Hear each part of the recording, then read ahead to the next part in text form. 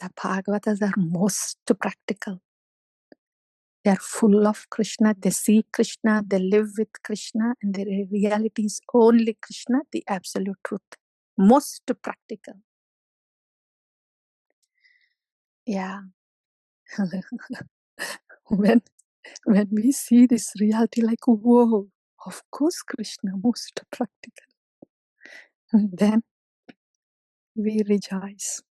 We rejoice the practicality, the absolute reality. Shri Guru Charana Padam Kevala Bhakati Sadmam Bandamoye Savadhanam Te Jaharam Prasadem Bani E Bhavato Riyajam Krishna Prapti Hoijam Hoite Gurumukha Padma Vakyam Chitte Koriyaikyam Naranam Kuriho Mani Asham. Srila Prabhupada says in the purport, when Lord Krishna is saying, I am Sat and I am Asat, the Bhagavata, the lover of Bhagavan, says, yeah, Krishna is Sat, and all the energies that are coming from Krishna are also Krishna's. So they are equal to Krishna. So Shyama Sundara, Krishna, transcendental form of Krishna, is Sat, and the universal form of the Lord, made of the material elements, is also Krishna, because it's Krishna's energy. So there is no difference. All Krishna, Krishna, Krishna, Krishna. There is no difference between Amrita and Mrityu. It's all Krishna, Krishna, Krishna, Krishna, my beloved Krishna.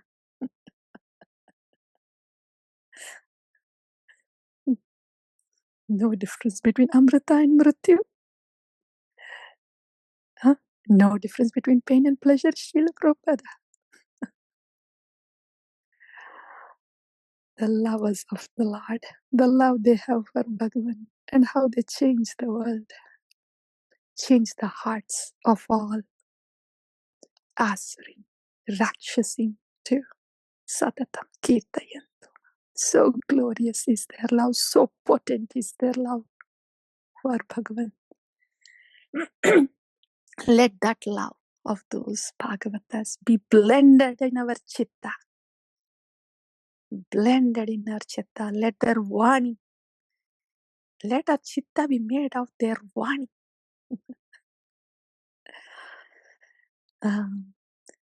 So, yes, Gurumukha Padma Vakyam Chitate Koriyakyam Aranam Kuriho Mani Asham Shri Guru Charane Rati Ese Uttamagati. There is no other way for Uttamagati other than Shri Guru, Sadhu Guru's Charana Padma, their Vani. चक्षुदान दिलो जय जन्म जन्म प्रभु से दिव्य ज्ञान हृदय प्रकाशित हो प्रेम भक्ति जहाँ होते अविद्या विनाशा जाते वेद गाया हर चरित हो. This is why Vedas glorify Shri Guru. Me, I am Rakshasim Asurim Pravritti, but that is being changed to Satatam Kirtayanto Mam Yatantasche Dradavrataha. That is being changed by the love of a Bhagavata that he has for Bhagavan. It is their love that changes me. It is their love for Bhagavan that changes all of us.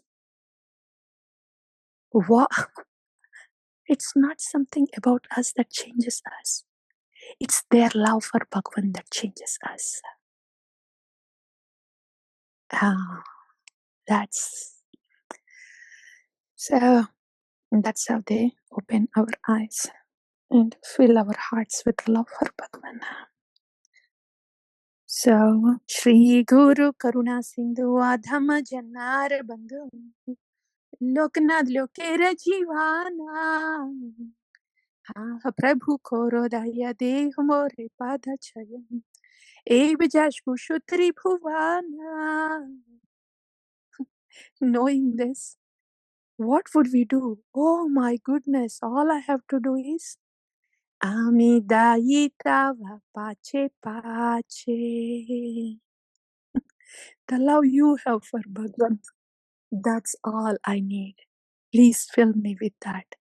I need nothing else. I want nothing else. That's all. Srila Prabhupada ki jaya, Srila Gurudev ki jaya. Shri Gurubhyo Namaha. Vanchakalpatarubhyascha kripa sindhubhyeva cha patitanam pavanebhyo Vaishnavebhyo Namo Namaha. All the Vaishnavas are like desire fulfilling trees. They are dear to Govinda. Bowing down to all the Vaishnavas, taking the dust from their lotus feet, smearing on the head and dancing in joy. Vaishnavera pada dhuli, tahimura snana keli, tarpun mora Vaishnavera nama, dhanamora nityanandam, patimora gaurachandram, pranamoram yugala kishoram.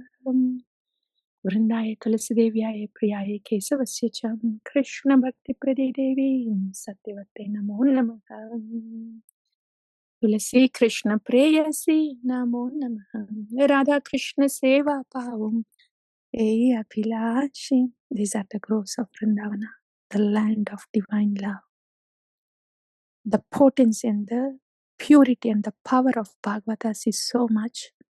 In a minute like that, they can place us in the land of divine love.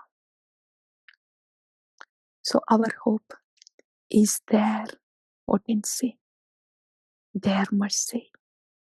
The Krishna, take care. Tulasi Krishna, Preyasi, Namo Namaha. Radha Krishna Seva Pao Abhilashi. E tomara Sharanaloi Taravancha Purna Hoi. Kripa Kori Koro Tari Vrindavan Vasi. Moraya Bhilash Vilas Kunja Diyovas.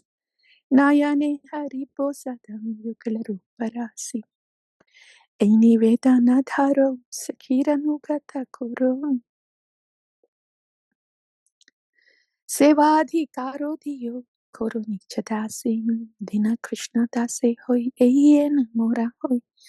Shri Radha Govinda Prema Sadhayen Bhasi. Every bit of it, every drop of it is simply their causeless loving mercy. Yani kani cha papani brahmahatyadikani cha tani tani pranashyante pradakshina pade pade.